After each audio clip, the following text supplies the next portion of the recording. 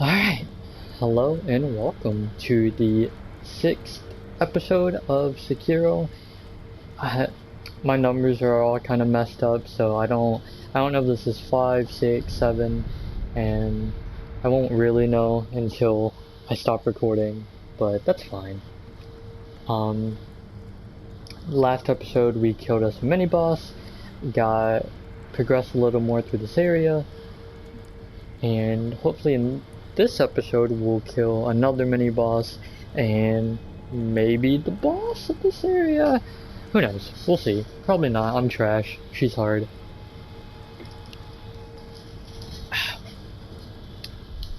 Also, I wanted to ask what you think my intro should be. I don't really have a concrete intro right now, and I'd like to do something little funny, a little quirky.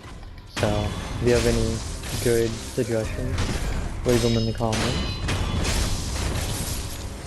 We're gonna come around, you know, do some stealthy stealth to those guys. Try and take out as many people with stealth as we can. It's actually a group going towards the idol right now, so we're gonna go ahead and kill these archers and everyone up here before they come back. Now, there's actually like 4 archers right here, so you kind of have to like, and he's running, you kind of have to be very fast. 2 hits and you're out. Don't worry about doing the death blow. And yeah, they're all taken care of. We'll swing up here. We're not gonna swing up there. Alright, GG, thanks. And let's kill the... Where'd they go? Let's kill the 2... whatever. We'll just go at them.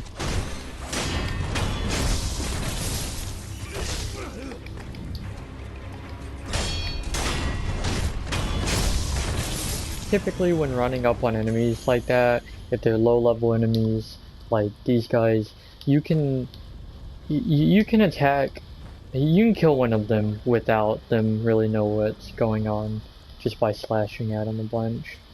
There's actually a big man on this bridge, which is not cool because now there's also an archer that ran across the bridge, and that's just not very cash money. So let's go beat him up. He's gonna be annoying. Might as well. We're actually gonna kill these shield guys while the ogre is not next to us. And the shield guy hit us a little bit, so we go ahead and heal up. Remember, you do get invincibility while you're performing a death blow.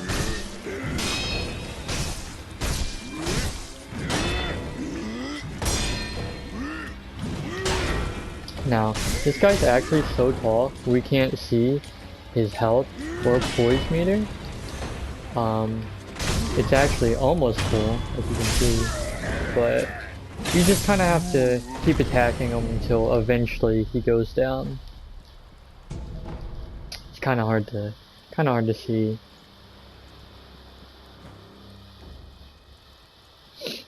Alright. And now we're at the actual building estate part, which you can see they have torched. Not very cash money of them. And this is, if you remember from the very first cutscene, this is actually our dad. The man who took us in. 父上、お前か。不覚を取った。このわしも置いたものだ。手当ては良い。この傷ではもはや助からぬ。それより狼よ、これを。Hidden Temple Key. 屋敷の隠し仏殿の鍵を。巫女様はそこに。だがこの火の手じゃ正面からは入れぬ。崖外からならば。そうじゃ。あちらから外へ出て崖沿いに進み、霊園から回り込め。さすれば抜け道が。わかりました。狼よ、忍びの掟は忘れておらぬな。はい。主は絶対狼よ、命を落としてお守りするのじゃ。Man, everyone we talk to just dies on us. 父上。 We gotta stop talking to people. As you can see, the flames get worse, so we can't even go back out. As he reminded us of the Iron Code, which is obey your parents first, your master second, and if your master gets taken, get him back, or it's something like that. Well, with him dead and our master taken, there's only one thing we can do, and that's take him back.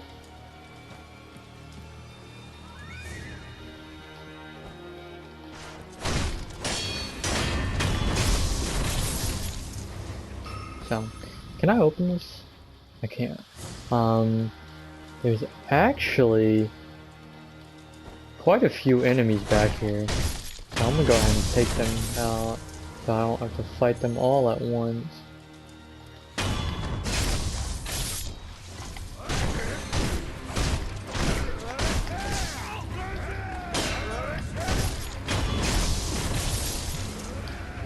We got a good portion of them taken out. He actually, if you saw that, he actually kicked dirt in our face, making us unable to do anything. And that is very similar to what the fistful of, didn't mean to do that, god dang it. It's actually very similar to what the fistful of ash does. You throw it in their face, it makes them cover it, and they can't really do anything, letting you have some free attacks. So right here is a new mechanic. You see two walls closely together, you can bing bong bounce up, and now we're further in the castle, still on fire. However, there is an idol right here, which is pretty nice. Go ahead and rest at it, and we're making pretty good time. I'm actually gonna look at the skill tree real quick, see what we can unlock. So we have the stealth, the slide, the combat art, mid-air prosthetic tool, allows you to use the prosthetic tool on mid-air, a follow-up attack after using the loaded axe, the nightjar slash, another combat art, or the latent skill potency, which would increase our recovery items. This is obviously really good, but it's also 4 skill points and we only have 2. The mid-air prosthetic tool is also pretty nice.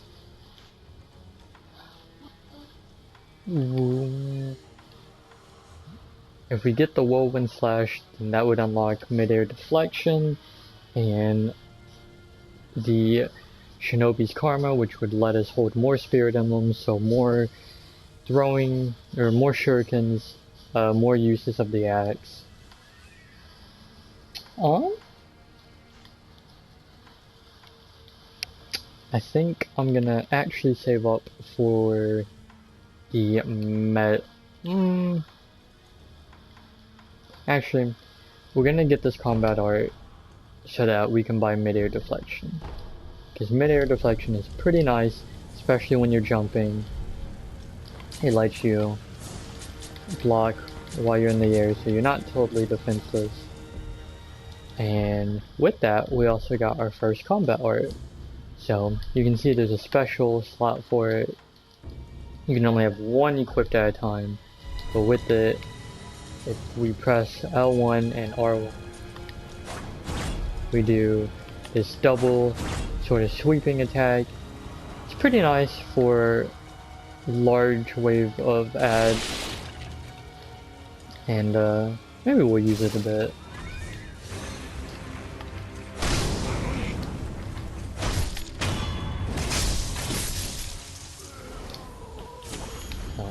There's actually quite a bit of people down there, about 5, and then I believe there's some on the roof,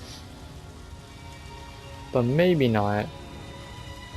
So what we're gonna do is we're gonna jump and kill the guy with the axe first. The archer doesn't have nearly as much health. And don't run into the fire. We're gonna hide since the other guys didn't see us. You can see I actually missed my jumping death blow there, but I was still able to get the backstab off, which is fine. It's Gucci. After they pass us, we're gonna take out this guy, and then take them out one by one. So, we took them out, they actually saw us, that's fine.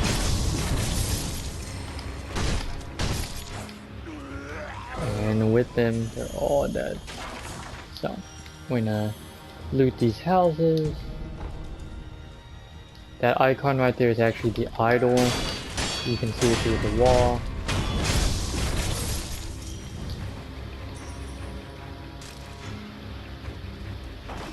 And I'm just gonna loot the rest of this. Apparently there's a couple enemies in here.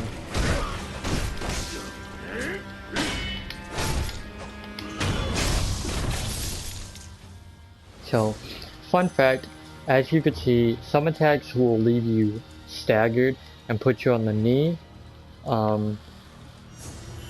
Even if you're not standing up, say you're knocked on the ground, you're healing, you're staggered like I just was, you can actually still do your deflect or your guard, and most of the time the game is pretty generous and you'll still block it or deflect it. You won't take damage most of the time, which is really nice. There's a car in the background. It's 2 o'clock in the morning and someone's revving their engine. What a state to live in. Alright. So, as you can see, right there's a big man and lots of smaller men around him. We're actually going to come up from the side so we don't have to fight all of them at once. Because no one likes getting gangbanged. Well, some people. But not this guy.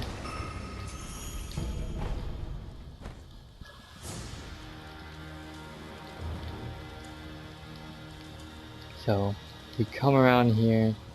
The big guy is actually on the other side of this wall. And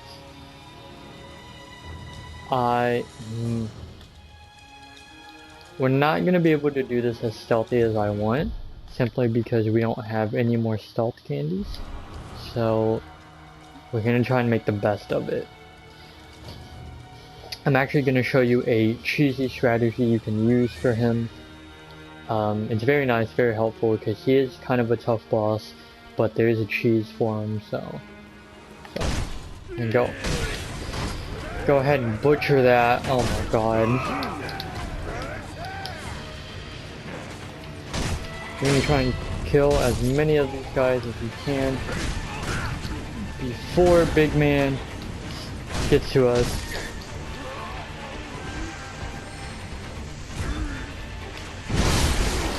And oh! That was not smart running in there. Thankfully we have a res. We're actually gonna run away now. Bring them all the way over here to where we first entered. Roll up to full. And just kind of wait for him. You can see this guy ran ahead. We tried to take him out. We're actually gonna run around him and try and take out the other guys.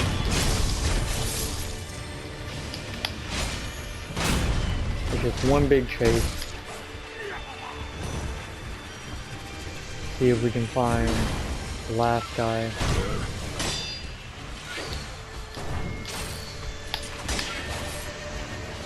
Throw a shuriken at him, and we killed him. So, how to fight this big man? Well, if you bring him over here, he actually won't go that far into the water. He'll come into the water, but if you just keep backing up, and if you've killed all the enemies, backing up shouldn't be a problem. Then you can wait, and eventually, as you can see, his health bar went away. He loses aggro, so he starts walking backwards to where his original position is, as you can see right there. Now, he actually doesn't move back to his original position, but it's pretty close. The only difference being is he's much more outward than he was, meaning when you come all the way around here, and there's one more enemy.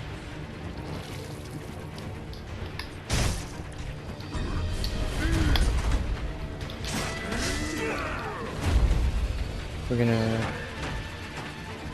gonna try and separate them. He actually just buffed his weapon with poison, which is not very fun. We're gonna break the shield, death blow him, and then run back to the water. Now, I know this is a cheesy strat and it takes a while, but he is a tough fight, especially for newer players. If you're having trouble with him, I recommend doing this. He's actually coming very far into the water.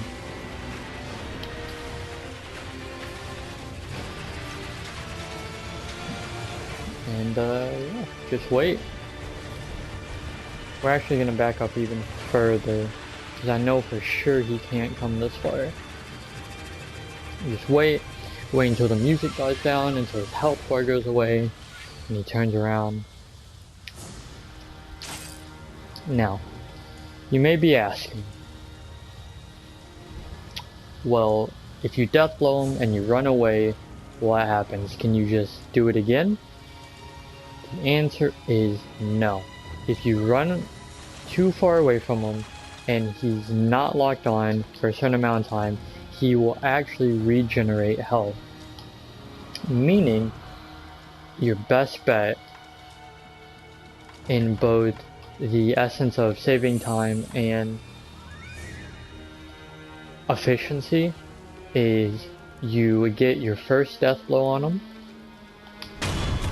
and then there is actually an NPC right here who will help you fight him. Now you can either talk to him, or if he gets close to him, then he'll automatically go into battle. But he won't move until enemies get next to him or you talk to him. Talking to him will engage him now.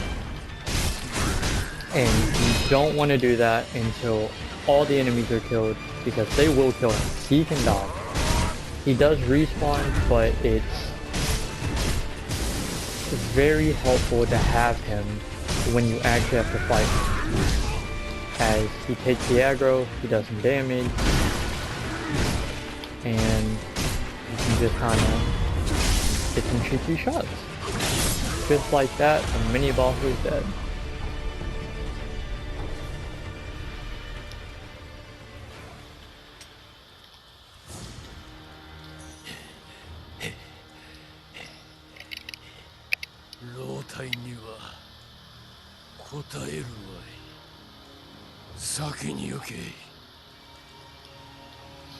And that's all he says. He doesn't have much of a storyline. I don't think we see him again, but that's it.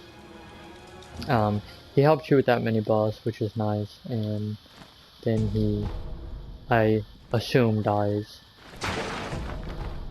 But there's some enemies in here we can kill.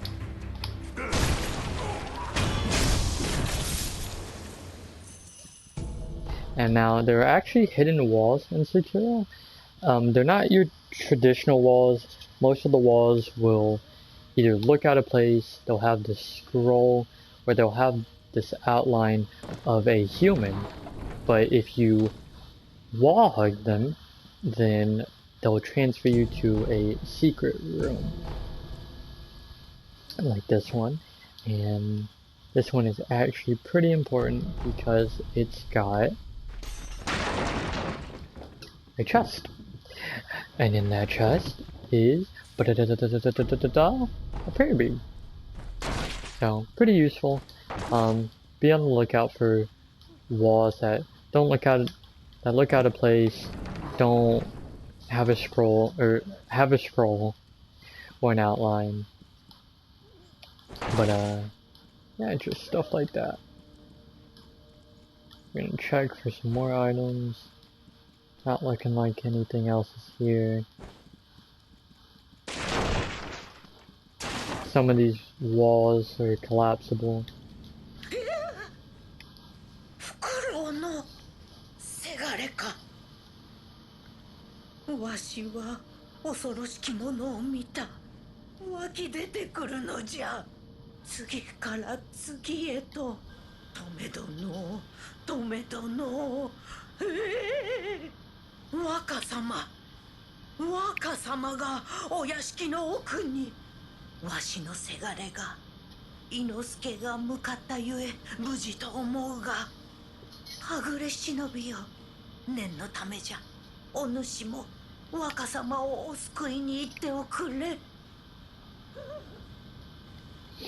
Alright, so she told us about, she's obviously cowering from something. And you might have guessed there's actually a boss in that room down there. So our first actual boss of the game is very, very close, but it's something we're gonna have to do in the next episode. I know, I'm sorry. Maybe I'll upload this episode and the boss episode together, but that's gonna do it for this episode. I don't remember what number we're on. The next episode will be fighting the boss. Maybe the whole time. Boss fights in this game are pretty long. So you'll either get me going in there and one trying it or a death montage. Either way, should be pretty fun.